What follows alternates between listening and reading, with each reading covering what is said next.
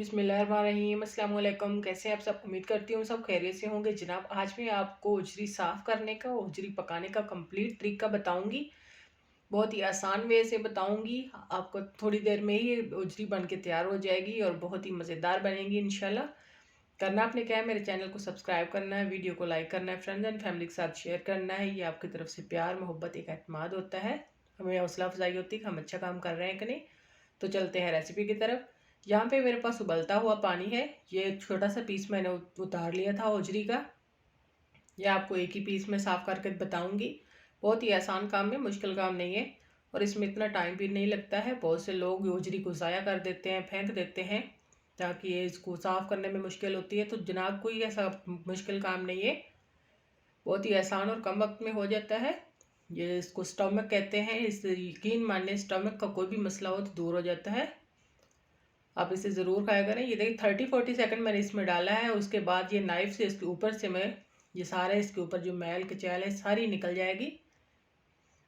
ये देखिए फोक से मैंने पकड़ा हुआ है और नाइफ़ से मैं इसको निकाल रही हूँ। सारी स्किन, ऊपर से स्किन नहीं उतर रही है, स्किन के ऊपर जो कचरा जमा हुआ होता है ना वो उतरता है। ये देखिए कितनी साफ़ और अच्छे तरीके से हो गई है।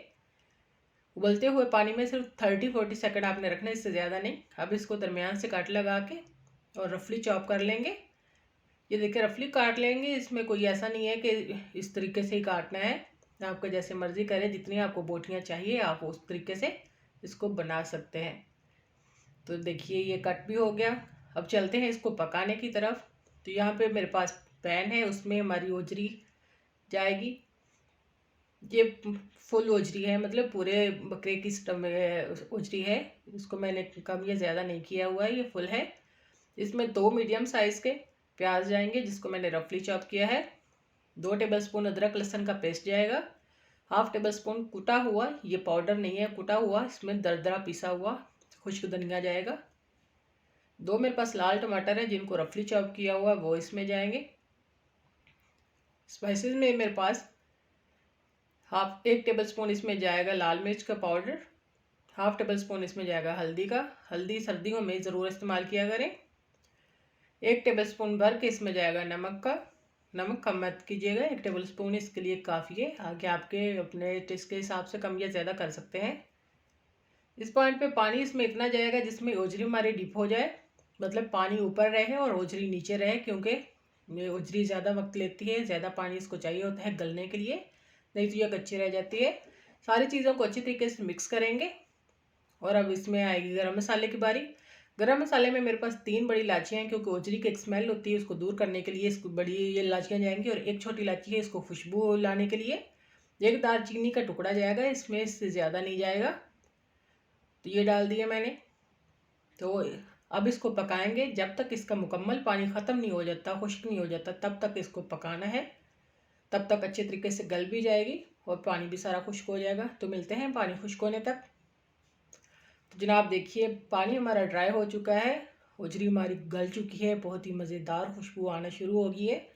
इसके अंदर जो इसकी अपनी स्मेल होती है, वो जो हमने ब्लैक इलायचियाँ डाली थी ना, बहुत ही उससे बहुत ही फ़र्क पड़ता है। उससे बिल्कुल भी सारी इसकी स्मेल जो बुरी होती है वो ख़त्म हो जाती है।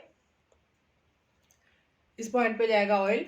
ऑयल यहाँ पे मैंने पौना कप इस्तेमाल कर रही हूँ, क्योंकि इसकी बुनाई ऑयल में होनी है। बाकी सारे स्पाइसेस जो भी हैं इसमें जाएंगे, ये जो पहले हैं वो ऑयल में ही फ्राई होंगे, अच्छे तरीके से भुनेंगे, तभी इसकी लुक और इसका टेस्ट दोबाला होगा। तो इसको हमने अच्छे तरीके से भूनना है। ओजी पकाने का काम यहीं से स्टार्ट होता है। पहले तो सारा हो जाता है, लेकिन यहाँ पे लोग अक्सर गलतियाँ करते हैं, भूनने में कमी करते हैं, थोड़ा वक्त नहीं ज़ाया करते। तो इसकी स्मेल भी वैसे रहती है और इसका जो जायका है वो भी अच्छा नहीं होता। अब इसमें जाएंगी 1/2 टीस्पून काली मिर्च का पाउडर, यानी ब्लैक पेपर पाउडर, ये इसमें डालेंगे। और 10 से 12 मिनट के लिए हम इसको तेज़ आंच पे भुनेंगे। इसकी बड़ी प्यारी खुशबू आ रही है माशाल्लाह। आपने ज़रूर ट्राई करना है, मुझे कमेंट सेक्शन में बताना है कि मैं आपकी उजरी कैसी बनी है। बहुत ही मज़ेदार बनती है, मैदे के लिए बहुत ही फ़ायदेमंद है। आपने ज़रूर ट्राई करना है और मुझे बताना है। ये देखिए 10 मिनट मेरे हो चुके हैं।